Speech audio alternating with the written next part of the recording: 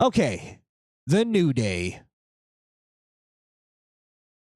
The New Day, ladies and gentlemen, looks like is finally on the way to breaking up. How many years has it been? I'll look that up for next week. New Day, pretty long run. They made it last, but it's looking like it's crumbling. And you can see every time there's any kind of like interaction between the three, Kofi, Odyssey Jones, and Xavier. Xavier is playing off that he's feeling left out. He's not really feeling this new trio. And I got to give it to Xavier. He's acting this very well. He's doing the subtle shit very well. It's not even subtle at this point, but he's been doing the subtle thing very well, and now it's just being a little more out there where you can see it. It's obvious. And what I mean by he's doing it very well is then you juxtaposed it to Kofi Kingston, who's just an overacting asshole in these segments, where he's like playing up his happiness, a little too much, where it's like, all right, are you a fucking fag for this guy? Relax. Where it's starting to make it where Kofi's becoming like the heel here, because he is starting to act different, to be honest. Or maybe it's Xavier not doing it with him that makes it seem extra ridiculous. But I just get the feeling Kofi's overacting here, and it's like, bro, just relax. I talk about the subtleties of acting and the little details and stuff like that all the time when I point things. I just did it with Xavier. Kofi is the opposite of that. He's overbearing. Kofi's like even starting to annoy the crowd. By the end of the whole segment, the whole thing, the crowd was even just like, shut the fuck up, Kofi. He's like that friend. We all have that friend that you can't, you like him. He's your friend for some reason, but you can only be around him for like, an hour, maybe two. And then you're like, I gotta get a break. I gotta take a break from this fucking guy. And then you hang out with him again, and you're like, oh yeah, I forgot. Why did I cringe when I saw this guy? And then 2 hours in, you're like, oh yes, I remember. He's fucking too loud. He's always hyper. He's always screaming. He's always quoting rap lyrics. He's always dancing. Enough.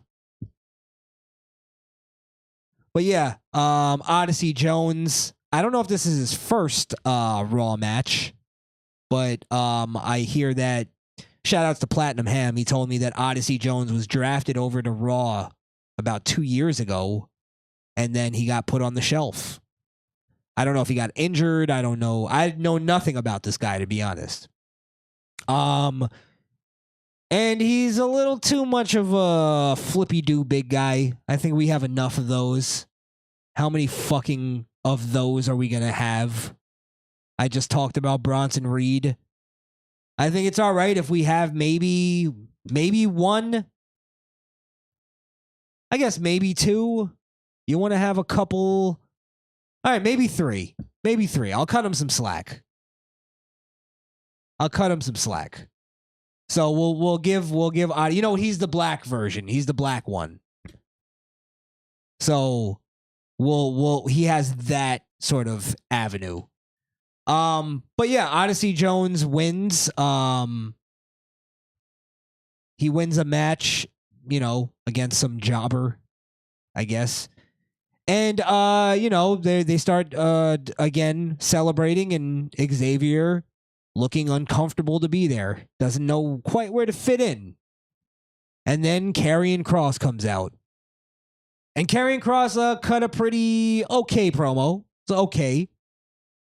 But more or less he was saying that, he sees what Kofi's trying to do. He's trying to replace Odyssey Jones, or replace Big E with Odyssey Jones. And then he kind of insinuates, actually, you know what? He's replacing you with Odyssey Jones. Now, the whole time that Karrion Kross is talking, it's funny because Xavier sort of had this look on his face where he kept kind of like looking over to Kofi, almost like Kofi got caught. That's the only way I can kind of explain his face. Like he almost like was like, "Oh, he just called you out, bro." Almost like he's like, you know, kind of subconsciously agreeing with Karrion Kross. Again, Xavier is a pretty good actor. He's a pretty good actor. I got to give it to him. He's not over the top, overbearing like Kofi. He's really kind of separating himself from Kofi because for a while it was like they just both kind of felt like each other. They were just the same guy.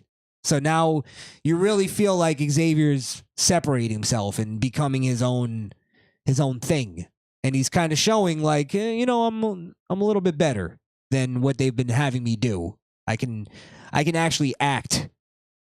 So, yeah, I didn't really see that coming from Xavier. I always thought he was, funny at times. I thought he was entertaining for the most part, but I didn't know he could act the way he does. But it at least makes me like watch and like think like, well, okay, what is he thinking? What's he got going on? What's he got brewing? But then there was this point where Xavier kind of like starts talking as if he's like letting Kofi off the hook here. Where he's like, no, that's not what it is. And then he's getting ready to challenge Karrion Kross to a tag team match, but Kofi grabs the mic from Xavier, and there's that quick moment where Xavier looks like, what the fuck are you doing? And Kofi changes it to a 3-man with Odyssey Jones, and I guess what he's trying to be make the New Day, the New Day. Odyssey Jones, Xavier, and Kofi will now have a 3-man tag match against whatever members. I guess Karrion Kross and 2 members, maybe AOP, obviously, right? And AOP. I think that's all that's in the fucking group.